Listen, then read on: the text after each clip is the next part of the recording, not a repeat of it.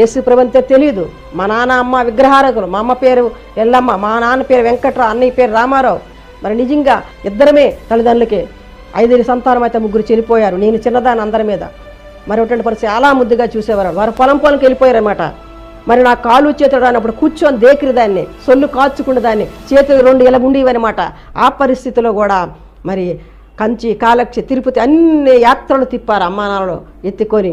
మరి ఉన్న ఆస్తంతా కూడా మరి నా కింద మరి ఎంతో ఖర్చు పెట్టారు. కానీ ఏ వైద్యులు కూడా రాదన్నారు, కాళ్ళు రాదన్నారు, చేతులు రావన్నారు, నోరు రాదన్నారు. ఇంకా ఉన్నన్నాళ్ళు ఉంటుంది, ఇక తర్వాత చనిపోద్దన్నారు. రాణి చంద్రమౌళి మెంటల్ హాస్పిటల్కి వెళ్ళాం, అక్కడ కూడా ఏమి కేజీహెచ్కి వెళ్ళాం, వారు కూడా ఇంకా రాదని సార్ ఇంకా పూర్తిగా నన్ను విడిచిపెట్టారు.